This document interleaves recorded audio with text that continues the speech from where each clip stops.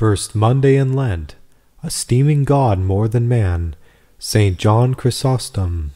Not only angels are looking on at us, but he that presides over all the spectacle. Let us not then desire any other to applaud us, for this is to insult him, hastening by him, as if insufficient to admire us, we make the best of our way to our fellow servants. For just as they who contend in a small theatre seek a large one, as if this were insufficient for their display, so also do they, who, contending in the sight of God, afterwards seek the applause of men, losing the greater praise and eager for the less, they draw upon themselves severe punishment. What but this hath turned everything upside down? This puts the whole world into confusion, that we do all things with an eye to men, and even for our good things we esteem it nothing to have God as an admirer, but seek the approbation which cometh from our fellow servants, and for the contrary things again, despising him, we fear men. And yet surely they shall stand with us before the tribunal doing us no good. But God, whom we despise now, shall himself pass the sentence upon us. But yet though we know these things, we still gape after men, which is the first of sins. Thus, we are a man looking on. No one would choose to be guilty of iniquity. The tyranny of his passion is conquered by his reverence for men.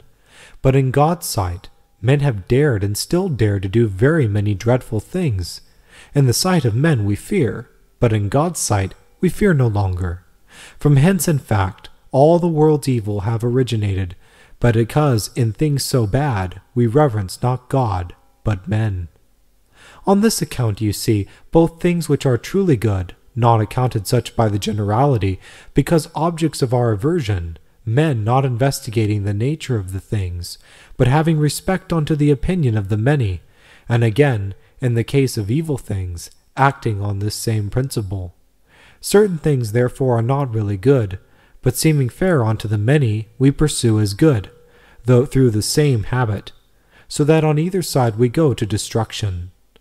Perhaps some may find this remark somewhat obscure, wherefore we must express it more clearly. When we commit sin, we fear men more than God. When therefore we have thus subjected ourselves unto them, and made them lords over us, there are many other things also which seem unto these our lords to be evil, not being such. These also we flee for our part in like manner. For instance, to live in poverty many account disgraceful, and we flee poverty, not because it is disgraceful, or because we are so persuaded, but because our masters count it disgraceful, and we fear them. Again, to be unhonored and contemptible, and void of all authority, seems likewise unto the most part a matter of shame and great vileness. This again we flee, not condemning the thing itself, but because of the sentence of our masters. Again, on the contrary side, also we undergo the same mischief, as wealth is counted a good thing, and pride and pomps, and to be conspicuous. Accordingly, this again we pursue, not either in this case from considering the nature of the thing as good, but persuaded by the opinion of our masters. For the people is our master, and the great mob is a savage master, and a severe tyrant. Not so much as a command being needed in order to make us listen to him. It is enough that we should just know what he wills, and without a command we submit. So great good will do we bear towards him. Again, God, threatening and admonishing day by day, is not heard, but the common people, full of disorders, made up of all manner of dregs, has no occasion for one word of command, enough for it only to signify with what it is well pleased, and in all things we obey immediately. But how, says someone, is a man to flee from these matters? By getting a mind greater than theirs, by looking into the nature of things, by condemning the voice of the multitude, before all, by training himself in the things really disgraceful to fear not men, but the unsleeping eye, and again in all good things to seek the crown which come from him. For thus, neither in the other sort of things shall we be able to tolerate them. For whoso when he doth right judges them unworthy to know his good deeds, and contends himself with the suffrage of God, neither will he take account of them in matters of the contrary sort. And how can this be? You will say, Consider what man is, what God, whom thou desertest, and unto whom thou fliest for refuge, and thou wilt soon be right altogether. Man lieth under the same sin as thyself, and the same condemnation, and the same punishment. Man is like to vanity, and hath not true judgment, and needs the correction from above.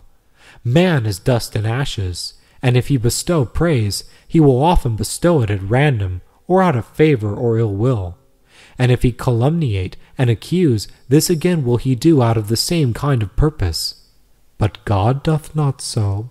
Rather irreprovable is his sentence, and pure his judgment.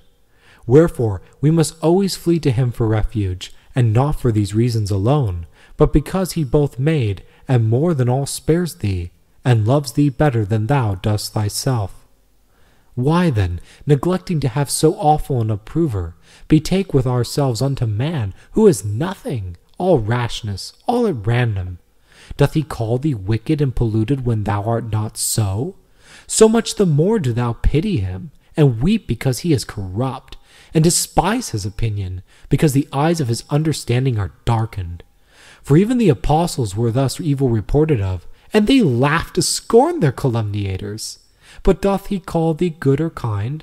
If such indeed thou art, yet be not at all puffed up by the opinion. But if thou art not such, despise it the more, and esteem the thing be mockery.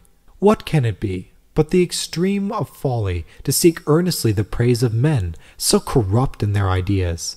Men whose conduct is at all at random, when we ought always to resort to the unsleeping eye, and look to his sentence in all that we do and speak.